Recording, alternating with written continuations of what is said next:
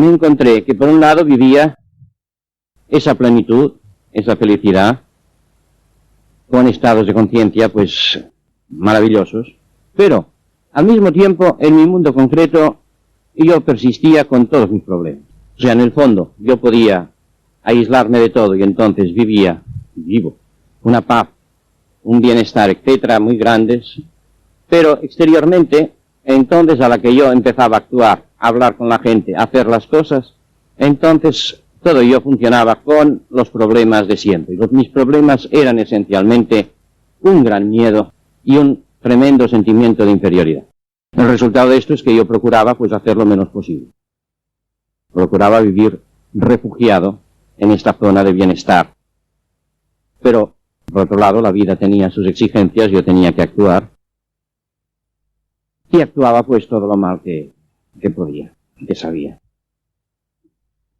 Claro, ante este problema del miedo, del malestar, de la angustia interior permanente y de un sentimiento de inferioridad en relación pues con todos, no había ningún dato específico, concreto. Es algo que ya llevaba toda mi vida. Por un lado, mi propio físico, que no es ninguna maravilla, y que ya en la escuela era objeto pues de burlas constantes y de motes, etcétera, etcétera. Y otros factores, que algunos de ellos diré luego. Entonces, ¿yo qué hice para tratar de solucionar el miedo?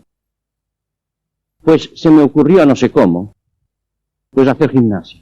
Parece que no tiene nada que ver la gimnasia con la magnesia, pero en este caso, pues se me ocurrió eso. No recuerdo si por inspiración de algún libro, de algún amigo, no sé. Entonces empecé a hacer gimnasia y también a hacer lucha. Lucha grecorromana primero y luego lucha libre. En plan de gimnasio, no en plan de espectáculo.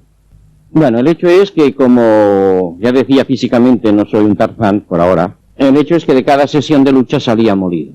Pero en cambio, curiosamente, salía a la vez eufórico. O sea que esto que yo busqué, no sé cómo, me estaba dando una lección. Me parecía que si yo me sentía más fuerte, pues que mis miedos se disiparían. Supongo que es por eso también que tienen tanto éxito karate y similares hoy día. En aquella fecha no había karate ni siquiera judo, apenas en España. Estoy hablando de 25 años atrás o 30. El hecho es que la gimnasia y sobre todo la lucha, a pesar de que yo no ganara ni una, me producía un estado de salir como desafiando al mundo. Molido, pero valiente. Claro, esto luego, interiormente, me ha dado mucho que reflexionar, esto y otras cosas. Y para mí ha sido una de las bases de ver la diferencia que hay entre funcionar dentro del esquema mental del yo-idea o el aprender a funcionar dentro de lo que es la experiencia real viviente de uno mismo. En la medida que uno funciona metido dentro del cuerpo vivo, uno puede hacerlo mejor o peor, pero uno moviliza energías reales. Uno vive auténticamente algo muy concreto y real de sí mismo. Y aunque solo es algo, no todo, pero ese algo es en sí profundamente positivo y positivizante. Paralelamente, pues claro, empecé a buscar libros que trataran de cómo cambiarlo todo y cómo convertirse en un Superman. Y entonces los libros que había sobre esta materia, sobre todo, lo arreglaban todo con la voluntad. Querer es poder, con la voluntad se consigue todo, y yo me tragaba todos los libros que podía encontrar sobre esto. El problema es que luego, a la hora de aplicar todo aquello, no podía aplicar nada. Porque resulta que para hacer las cosas que se tenían que hacer para tener voluntad, pues ya se necesitaba mucha voluntad. Se tenía que hacer esfuerzos, vivir lo desagradable, en fin, ir aguantando cosas y más desagradables. Y yo en mi caso, pues, era tal mi estado de debilidad psicológica, pues que era incapaz de hacer nada desagradable por mi cuenta y riesgo. El resultado es que toda esa política de la voluntad para mí fue un completo fracaso. Lo digo porque sé que esto hoy día también les está pasando a muchas personas. Entonces descubrí también que había otro medio, la autosugestión. Y entonces empecé a utilizar la autosugestión tal como lo preconizaban algunos libros de divulgación de esos tan prácticos.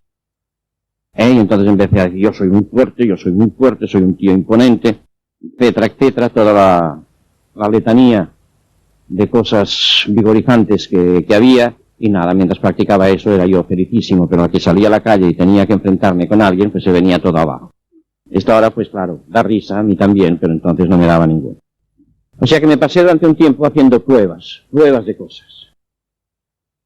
Entonces descubrí una cosa, que es que en la medida en que yo aprendía a autoexpresarme, pues que eso me producía un efecto muy benéfico en mi capacidad de vida, en mi modo de funcionar. Autoexpresarme. O sea, descubrí que si yo era capaz de expresar lo que sentía, de expresar mis impulsos, de expresar mis ideas, claro, todo eso solo, porque en la vida corriente ni hablar, pues que esto era como una especie de gimnasia especial, que claro, ya venía ayudado por la experiencia de la lucha, y que realmente esto me producía un estado pues de más fuerza interior, de más optimismo. Yo hacía ejercicio solo y realmente descubrí que esto era efectivo. Un factor importantísimo en mi vida fue el que por aquel entonces yo ya estaba casado y empezaba a tener hijos, empezaba y acabé pronto porque solo tuve 2. Pero con el casarme con la familia, claro, empezaron a crecer las exigencias económicas, la necesidad de ganar dinero, y no había de qué. Y esto pues me estuvo poniendo constantemente en situaciones realmente muy difíciles. En esas situaciones muy difíciles me pasé pues unos 10 años, viviendo lo más frecuente sin saber qué comer al día siguiente. Y luego pues con una falta de experiencia total sobre el manejo de las cosas, porque había vivido muy metido dentro de mí. El resultado es que me metí en muchos líos, y tuve que afrontar situaciones realmente muy duras para mí, muy difíciles, que si hubiera sabido, no sé si me hubiera vuelto de donde venía, no sé de dónde. Pero allí estaba y no podía tirar atrás, y esta necesidad de afrontar situaciones para mí psicológicamente imposibles, inaceptables, aunque no me dio ninguna satisfacción, ningún placer, luego he descubierto la gran importancia que tuvo en mi trabajo, porque me obligó a sacar energía de donde yo creía que no había. Me obligó a sacar ánimo, a afrontar, a buscar soluciones, a vivir una afectividad, es decir, a movilizarme todo yo, mucho más allá de lo que yo hubiera sido capaz de arriesgarme por mi cuenta y riesgo individual. O sea que de un modo u otro aquí venía a complementarse lo que yo ya había descubierto, pero claro que lo había descubierto a mi medida de entonces, que era que si yo me expresaba más, pues que funcionaba mejor. Entonces, o sea, aunque todas esas cosas fueron produciendo sus efectos, yo todavía pues no estaba nada satisfecho de mí, tenía todavía mis problemas, mis miedos, y entonces fue cuando empecé quizá a interesarme por comprender lo que me pasaba. O sea, al principio yo me encontraba mal y lo que quería era buscar solución, eliminar el malestar. Por lo tanto, buscaba algo que me produjera una satisfacción, sentirme fuerte, actuar. Pero al ver que a pesar de eso pues no me funcionaba del todo, al final vino como una segunda etapa, y todo esto lo veo ahora, ¿verdad?, reflexionando retrospectivamente, en que empecé a interesarme por comprender qué es lo que pasaba. Y entonces me di cuenta que realmente todo lo que me pasaba, entonces quiero decir, a través de un periodo de años, me di cuenta que lo que me pasaba era exactamente algo inevitable.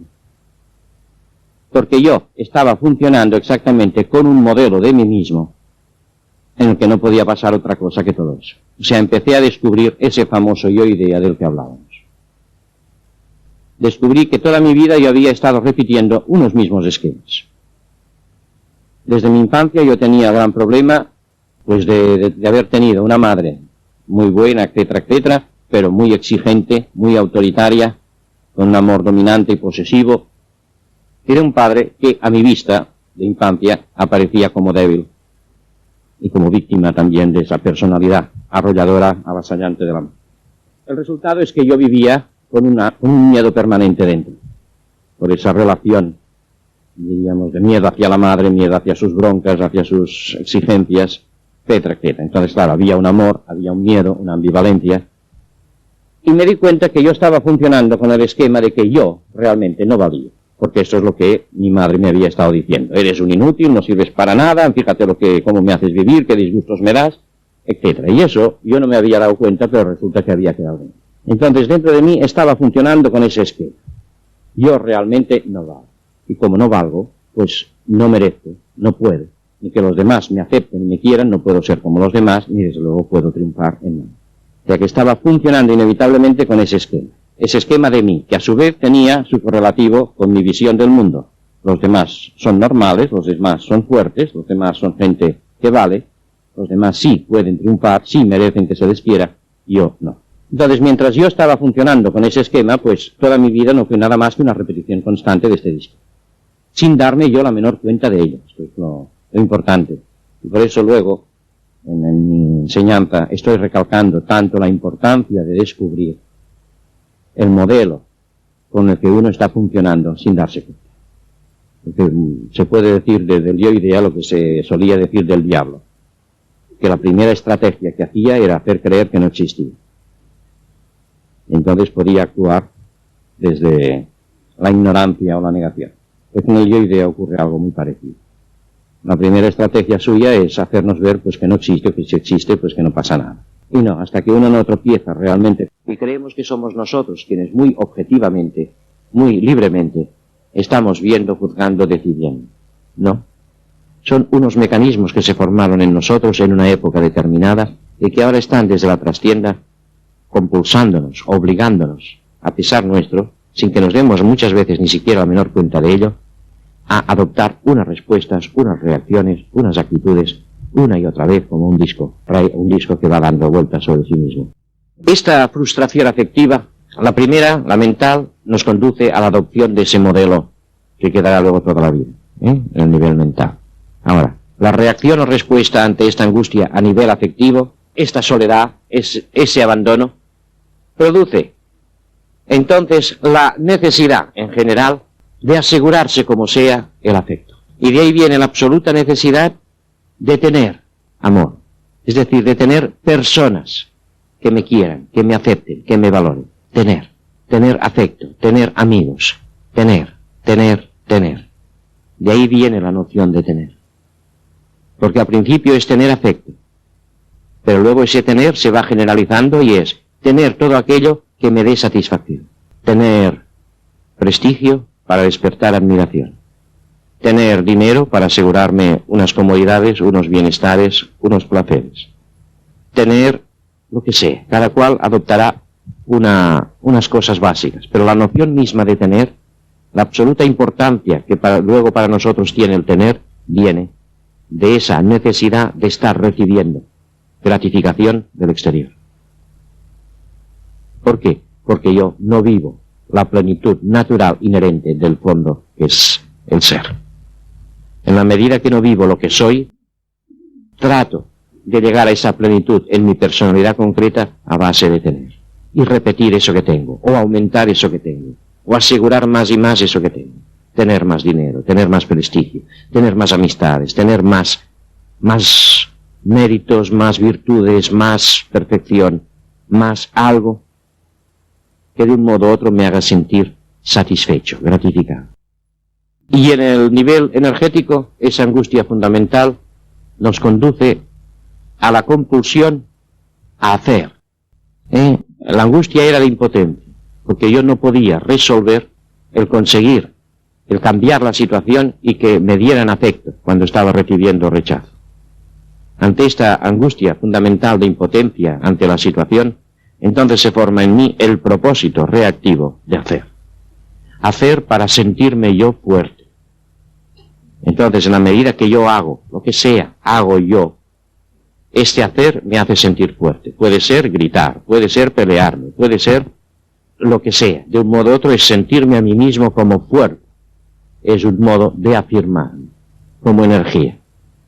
Ese hacer inicialmente suele ser en un plano muy físico. La necesidad de enfadarse, de pelearse para demostrarse a sí mismo que uno tiene fuerza y vale, por lo tanto que uno es.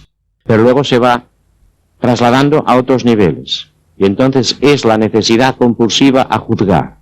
Cuando yo juzgo, ¿qué ocurre? Que a través de mi juicio, que es una acción mental, yo me estoy sintiendo fuerte, me estoy sintiendo superior al otro y aparte del otro. Cuando digo, este es que es un desgraciado. Con esa fórmula mental, cuando alguien me ha molestado, ¿qué pretendo? Pretendo minimizar al otro. Vean, es un desgraciado, es un imbécil. Entonces, en mi mente, simbólicamente, lo rechazo, lo minimizo, lo convierto en muy poca cosa. Y yo, en este juicio, me afirmo a mí mismo en relación con él. Yo me siento más fuerte, más importante que él, no solamente por la idea contenida, sino por el acto mismo de juzgar. O sea que esta necesidad de juzgar es una compulsión necesaria para sentirme yo más fuerte yo. Y es una huida a la angustia de impotencia.